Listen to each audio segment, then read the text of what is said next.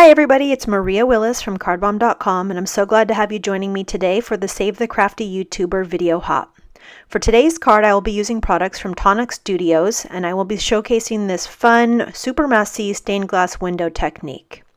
To start my card out, I'm going to be using this Flora background from Tonic Studios. I'm putting it in my stamping platform because I'm using watercolor paper, and watercolor paper tends to have a little bit of texture on it, so I want to make sure that I can stamp it multiple times and get a perfect impression. Now the ink that I'm using here is Versamark ink, and that's a clear sticky ink that you want to use if you're going to be doing some heat embossing. Now the reason you want to use this sticky ink is so that your embossing powder will stick to the image you just stamped. So here you can see that I'm going to pour my embossing powder over the image and it's going to stick to that ink. The next step would be to use my heat tool and heat that powder so that it becomes permanent. Unfortunately, I have to apologize because I did delete that part of my video, so we're going to move straight into the technique instead of getting to see me heat set this. So I'm going to be using the Tonic Studios Nuvo Shimmer powders in a variety of colors. My favorites are Cherry Bomb, Solar Flare, Falling Leaves, Atlantis Burst, Blue Blitz, and Lilac Waterfall. Now this is a really easy technique, and you can see that all I'm doing is using my finger on the bottom of the bottle to gently tap and place some of these pigment powders into each of the flowers and into the leaves as well. So I'm just making sure that I'm using colors that blend well together. You can see that I put yellow and pink next to each other, pink and purple next to each other, but I didn't put yellow and purple next to each other because those colors don't blend well. So now I'm also doing the leaves, and I used the lighter color Falling Leaves first, and now I'm going back in with Atlantis Burst, and I'm just using that in the areas where I think there might be a little more shadowing, but really I'm not being too particular. I'm just laying out color. And now I'm going to use my spray bottle to spritz some water over this whole thing, and the water is going to activate those pigment powders into just these bright, vibrant, shimmering colors. I'm using a napkin so that I can pick up the extra water and the extra color from the background of my piece, and the reason that I'm doing that is because I want to remove as much of that background color as I can before it really sets into the paper. Once I'm done picking up as much of that excess water as I can, I'm going to wipe up the extra water off of my media mat, and I'm going to move on to the next part. So now I'm using some of these pigment powders as a watercolor medium. Basically, I just tap a little bit of the powder out onto my media mat, mix it with a couple drops of water, and use it as a watercolor. Take a look at the flowers on my background piece here. You can see that they're kind of all full of water. The little puddles of water are staying within each petal, and that's what makes this technique really cool.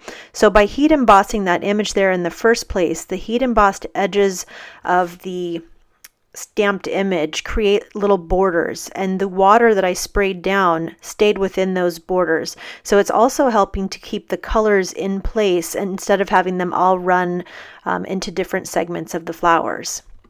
So I did end up deciding that there was a little bit too much water inside of those flower petals, and I just used my paper towel and picked up some of that water. This made it easier for me to add color and some shadows in the places that I wanted to have some more of the lights and the darks and the contrasts. So you can see that I'm now using some of the darker shimmer powders there over on the sides, and I'm just using them to watercolor like you would any watercoloring medium. I'm just going to go in and I'm going to add layers, so you can see that I've gone in with some of the lighter colors already, and now I'm going in with some of the darker colors and just making sure that the details of this stamp show up so that you can see all the leaves and the stems, and that you can see some of the highs and the lows within the flower petals themselves. Now I want to take a quick second and talk to you about the Save the Crafty YouTuber hop, which I'm taking part in today. This is a group of really wonderful crafters, card makers, artists who have come together to bring you as many inspirational videos as we could today. Our hope is that you're going to watch the videos, like the videos, and hopefully subscribe to some new YouTubers that maybe you hadn't known about. In addition to that, we all have giveaways on our channels, so stay tuned to the end of my video to see what my giveaway will be. Now that I'm done with my watercoloring, I'm going to quickly hit that with a heat tool just to make sure that it's all the way dry so that I can die cut it.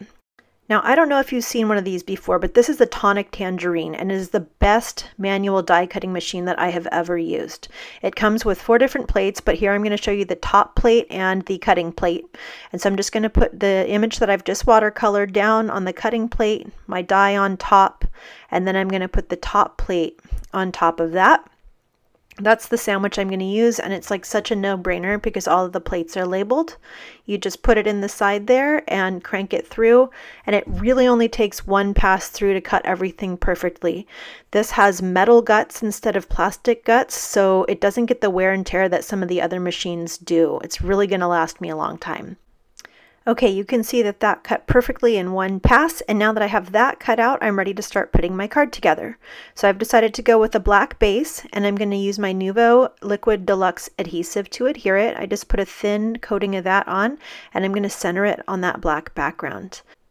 Now I do want to press down firmly to make sure that that card is adhered to the base, but I'm worried a little bit about rubbing off some of that shimmer powder, so I made sure to press from the back instead of from the front. And there is my card, but it does need a sentiment. So I'm going to use this banner and the Get Well sentiment from the Celebrate Sentiment stamp set from Tonic. So I've got my stamp platform back out again, and I'm using it to make sure that I got a perfect impression on that banner. I'm heat embossing it in white, and now you can see that this time I didn't lose my footage of the heat embossing. And now I've just centered the Get Well into that already heat embossed banner. So it was really easy to line that up since the banner was already heat embossed. So I stamped that twice, again in the Versamark ink, and I'm heat embossing it in white.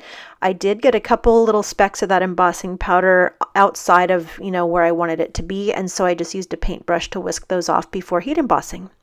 Now I'm using the Nuvo watercolor pencils, and I'm using the white one because I want to add a little bit of shadowing to my black. It's a black banner, right? But it's got the white outlines. So I thought that it would be fun to add a little bit of shadowing and some creases to it using that white pencil. So it's a pretty basic idea, but it just does add a little bit of a nice touch. Now I'm using my scissors to go ahead and fussy cut that out. And when I'm done with that, I'll be ready to pop it onto my card. Here's what it looks like up close. Now that that banner's done, I'm going to flip it over and add some small dimensional adhesive to the back of it. I'm going to cover the whole back and then pop off the little papers so that I can adhere it. And I'm trying to figure out where I want it to go, and I end up feeling like that bottom right side is right where I want it. And it still needs a little bit more bling, so I'm going to use Nuvo Sequins in the color Silver Rain. So one of my tricks for applying these right where I want them is I use my Tim Holtz, I call it a pokey tool, but I think it's really called a craft pick. That's what it's called. It's called a craft pick. So I use my pokey tool and my Deluxe adhesive to get these just in the right place. And that is it. That's my card for today. And now that we're done with the card, I'm really excited to let you know that I have an amazing giveaway for you today. Tonic Studios USA has allowed me to give to one of you a travel-sized glass media mat in your choice of either the lefty or the righty.